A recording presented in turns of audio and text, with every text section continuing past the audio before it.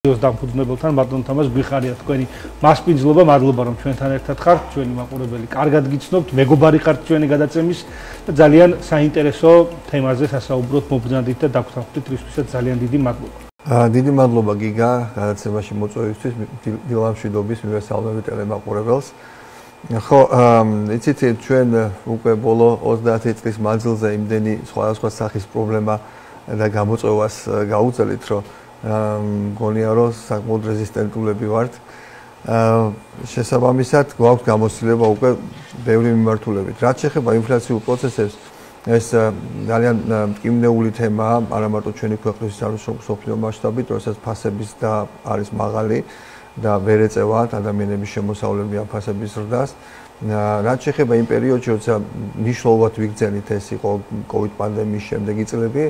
მაშინ ძალიან მკვეთრად მოხდა ფასების და მსოფლიო ბაზარზე, იმიტომ რომ COVID-ის მერე დაირღვა ეს მიწოდების ჯაჭვები და შესაბამისად მოუწია მთელ მსოფლიოს გადაწყობა. მაშინ შედეგი ის იყო, ჩვენ ვერაფერს ასაულს ვერ ვიზამთრით, შედეგი სამწუხაროდ ის იყო, რომ შემცირდა ჩვენი ზრდა და გაჩერდა ერთ ადგილზე და ჩვენ ძირითადად დავიწყეთ მუშაობა იმაზე, რომ როგორ შეგვეძლო ხარჯების და შემოსავლების დაბალანსება, შესაბამისად ეს ხდებოდა კომპანიის, თქვა, მომგებიანობის ხარჯზე და ეს რა თქმა უნდა არ არის კარგი, როდესაც კომპანიის მომგებიანობა მცირდება. დაახლოებით ეს პროცესი გრძელდება, შემდეგ ამას მოყვა რუსეთ-უკრაინის ომი, როდესაც პრინციპში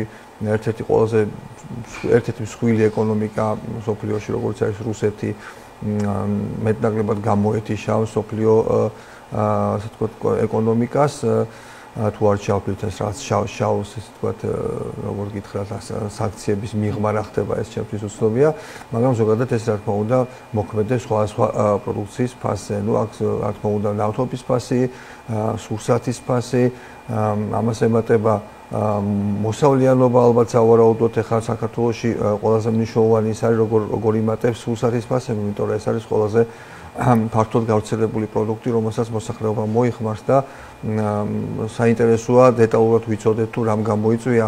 აქ არის თქვათ ალბათ მოსავლიანობის სიმწირე ჩვენთან და რეგიონში, ასევე ნავთობის ფასები იზრდება და რაც ყველაზე მნიშვნელოვანია, რომ საკმაოდ იზრდება უკვე დასაქმებულთა ხელფასები, რაც ყველა ბიზნესში ერთ-ერთი მსხვილი კომპონენტია, როდესაც ფასები ბატონ თამაზ, მე მაინტერესებს სანამ გადავალთ მიმდინარე ინფლაციის მაჩვენებელზე და თქვენ პირად მოლოდინებზე გითხავთ და როგორ ემზადებით იმ შესაძლო სცენარისთვის, აუცილებლად მინდა გითხოთ დასაქმებულთა ნაწილში.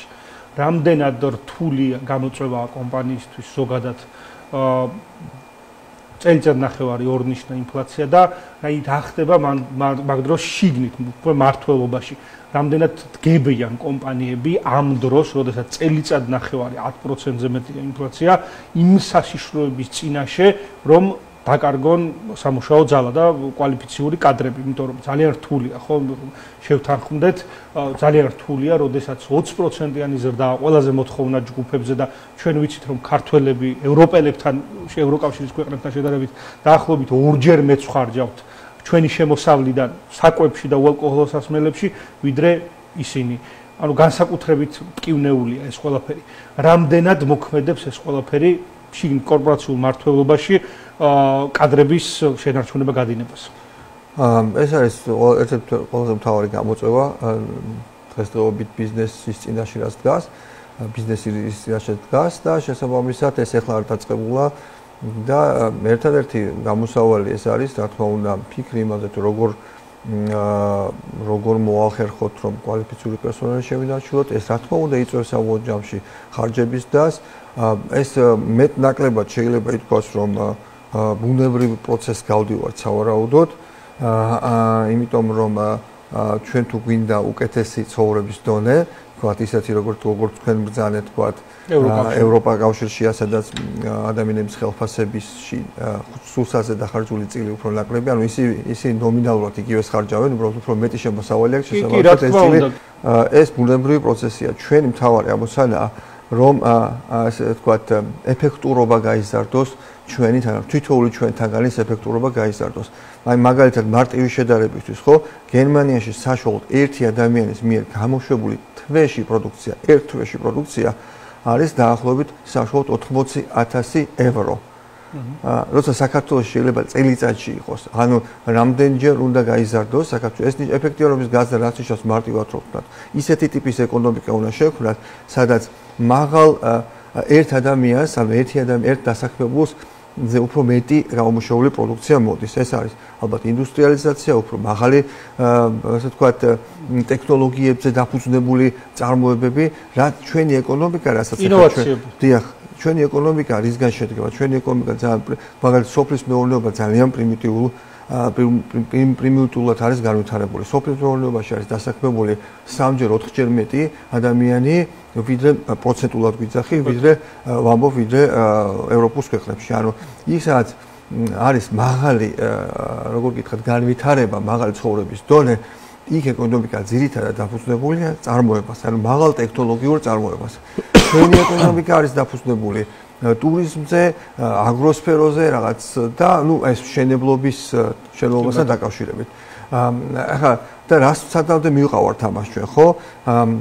ესე იგი, როდესაც ადამიანი მშენებლობაზეა დაკავებული, ეს მთავარი, ეს არ არის მიმზიდველი სამუშაო, ეს არ არის არავისთვის მიმზიდველი, ეს არის ძალიან შრომატევადი სამუშაო. როცა ეს არის მთავარი აქცენტი, მაგრამ როდესაც ადამიანი დაკავებული და დასაქმებულია აი ესეთი, ვთქვათ, ლამაზ, კარგად მოწყობილ ქარხანაში, ხო, ეს გაცილებით მიმზიდველია, ხო? შესაბამისად, ჩვენთან იყო პროცესები ადრე დაწყებული, მუშაობდა ხალხი, როგორ შეიძლება ჩვენი ეკონომიკა გადაეწყოს წარმოების ეკონომიკაზე, რაც გაჩნდა. ჩვენ ყველა ხედავთ, ჩვენი ეკონომიკა არ არის წარმოების ეკონომიკა. აი ავიღოთ ჩვენდაინი პატარა ქვეყანა როგორც არის ისრაელი მთლიანად წარმოების ეკონომიკაა, ხო? ჩვენ უნდა ავიღოთ აი ესეთ თუნდაც ავიღოთ ბალტიის ქვეყნები, ხო? ჩვენ ასეთი ქვეყნებისგან უნდა ავიღოთ მაგალითი და მაქსიმალურად ვიხსნოთ როგორ განავითაროთ წარმოება და წარმოება იმით არის კარგი მშენებლობისგან განსხვავებით, რომ წარმოება ნებისმიერ რეგიონში მივა. ეხლა მე მომიწია ზუგდიდში და ბათუმში და რეგიონებში გასვლა, კატასტროფული სიტუაციაა. რომ მიდიხარ გონია ნაომბარია, იმდენი ძველი შენობა, იმდენი განადგურებული შენობა, იმდენი ძველი ქარხნების შენობები და არაფერი არ ხდება, რომ ეს უნდა იყოს ნათელი სურათი იმისა, თუ როგორ შეიძლება ჩვენ ადამიანებამდე მივიტანოთ სამუშაო ადგილი და არა სამუშაო ადგილის საძებნელად წავიდნენ ადამიანები დიდ ქალაქებში. ხო, მართალი ბრძანეთ თქვენ ჩვენზე ბევრი არ არის დამოკიდებული, თუმცა ბუნებრივი ამ გამოწვევას ჩვენ ვუყურებთ. გაჩნია სფეროს ალბათ სადაც არის საშუალება, სადაც იზრდება კომპანიის შემოსავლები, იქ შეიძლება უფრო ადვილად მოხდეს ამ პრობლემის გამწვევება, მაგრამ კომპანიები სადაც მცირდება თქვა ტურიზმის სფეროში ან სხვა სფეროში, ბუნებრივია ძალიან გაჭირდება ამის ადეკვატური პასუხისგაცემა რა არის, როდესაც ინფლაცია არის, ესე იგი იზრდება ფასები, შესაძლებელია იზრდება კომპანიის ხარჯები, ხო? შესაბამისად, სხვა მიმართულებით ჩვენ ამაზე უკვე ვილაპარაკეთ, რისგან შედგება რა კომპონენტებისგან შედგება და კომპანია იზოლებულია ფასები თავადაც გაზარდოს. ეს არის რაღაცნაირი ჯაჭვური რეაქცია. თორე წაგებაზე წავა მარტივად სხვა შემთხვევაში შეიძლება იყოს ბუნებრივი. ამიტომ ეს ძალიან რთული პროცესია. ჩვენი ქვეყანა სამწუხაროდ არის იმპორტ დამოკიდებული და ამიტომ ეს მუდმივად იქნება. აქ მთავარი ამოცანაა, რომ როგორ მოხერხდეს ეკონომიკური ზრდის პარამეტრების შენარჩუნება, რათა რაღაც მომენტში ეს პრობლემა იქნას გადალახული ქვეყნის მიერ და შესაბამისად აღარ იყოს ისეთი მივახციოთ იმ მიზნობრივ მაჩვენებელს. ეს ალბათ ერთი გადაცემის ფორმატი არ გვეყოფ ამის ანალიზისთვის, მაგრამ პრინციპში ძალიან ბევრი გადაცემა უნდა თითოეული მიმართულებით რომ ჩავთვალოთ. აქედან გამომდინარე, ეს არის საზრუნავი ამაზე, ძალიან მნიშვნელოვანი ამაზე ზრუნვა და ეს უნდა იყოს პრიორიტეტი ჩვენი ქვეყნის ასე ვთქვათ თავრობისთვის, რათა ამაზე ვიზრუნოთ, იმიტომ რომ ეს საბოლოო ჯამში ძალიან ნემს ადამიანების ყოველდღიურობას.